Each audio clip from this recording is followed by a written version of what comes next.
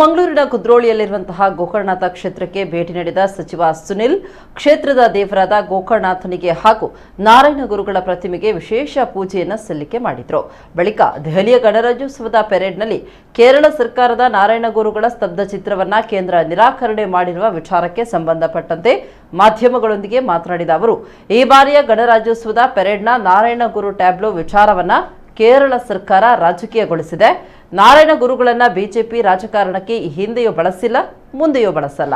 ಕಾಂಗ್ರೆಸ್ ಇದನ್ನ ರಾಜಕೀಯಗೊಳಿಸಬಾರದು. ಆದರೆ ನಮ್ಮ ಸರ್ಕಾರ ಗುರುಗಳ ತತ್ವ ಆದರ್ಶಗಳನ್ನ ಕಾರ್ಯಕ್ರಮಗಳಲ್ಲಿ ಬಳಸಿಕೊಳ್ತಾ ಇದೆ ಅಂತ ಹೇಳಿದ್ರು.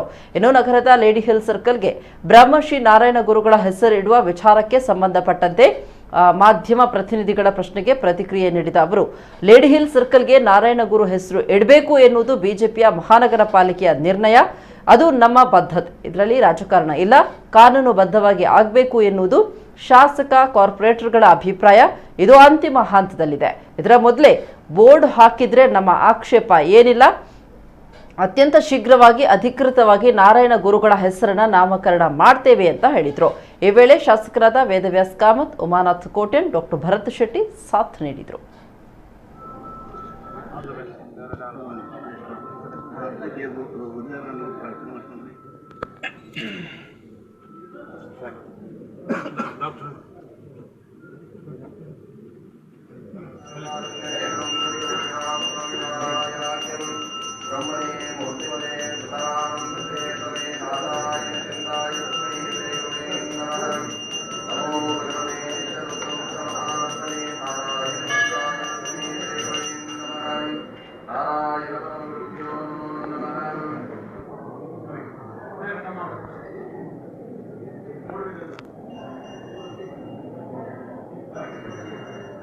ರಿಪಬ್ಲಿಕ್ ಡೇನ ಸ್ತಬ್ಧ ಚಿತ್ರಕ್ಕೆ ಸಂಬಂಧಪಟ್ಟಂತೆ ಅಲ್ಲಿರುವಂಥ ಒಂದು ಉನ್ನತ ಸಮಿತಿ, ಸರ್ಕಾರ ಅಲ್ಲ, ಅಲ್ಲಿರುವಂಥ ಉನ್ನತ ಸಮಿತಿ ಪ್ರತಿ ವರ್ಷ ಒಂದೊಂದು ಆಯಾಮಗಳಲ್ಲಿ ಸ್ತಬ್ಧ ಚಿತ್ರಗಳನ್ನು ಮಾಡಬೇಕು ಅಂತ ಹೇಳಿದೆ.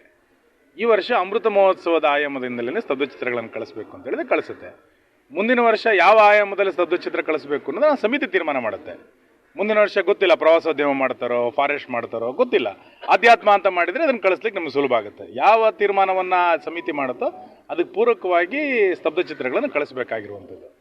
ಇದು ಗೊತ್ತಿದ್ರೂ ಕೂಡ ಕೇರಳದ ಕಮ್ಯುನಿಸ್ಟ್ ಸರ್ಕಾರ ಇದನ್ನು ರಾಜಕಾರಣಗೊಳಿಸಬೇಕು ಅನ್ನುವ ಕಾರಣಕ್ಕೋಸ್ಕರ ತಪ್ಪನ್ನು ತಾನೇ ಸರ್ಕಾರ ಮಾಡಿ ಅದಕ್ಕೆ ರಾಜಕೀಯ ತಿರುವನ್ನು ಕೊಡುವಂಥ ಪ್ರಯತ್ನ ಮಾಡಿದೆ. ಕೇರಳದ ಜನರು ಬುದ್ಧಿವಂತರಿದ್ದಾರೆ, ದಕ್ಷಿಣ ಕನ್ನಡ ಜಿಲ್ಲೆಯ ಜನರು ಕೂಡ ಅದಕ್ಕಿಂತ ಹೆಚ್ಚು ಬುದ್ಧಿವಂತರಿದ್ದಾರೆ. ಇದನ್ನು ಅರ್ಥ ಮಾಡ್ಕೊಳ್ತಾರೆ, ಅದನ್ನು ನಾವು ಕೆಲಸ ಮಾಡ್ತೇವೆ. ಮತ್ತು ನಾರಾಯಣ ಗುರುಗಳನ್ನು ರಾಜಕೀಯವಾಗಿ ಬಳಸ್ಕೊಳ್ಬೇಕು ಅಂತೇಳಿ BJP ಯಾವತ್ತೂ ಕೂಡ ಯೋಚನೆಯನ್ನು ಮಾಡಲಿಲ್ಲ.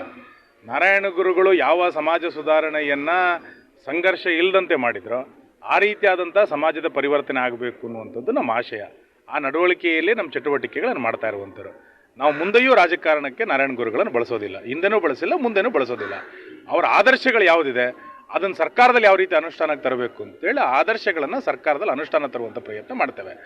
ಕಾಂಗ್ರೆಸ್ ಇದನ್ನು ರಾಜಕಾರಣ ಮಾಡಿರ್ಬೋದು, ನಾವು ಯೋಜನೆಗಳಲ್ಲಿ ಅದನ್ನು ಅನುಷ್ಠಾನಕ್ಕೆ ತರುವಂಥ ಪ್ರಯತ್ನ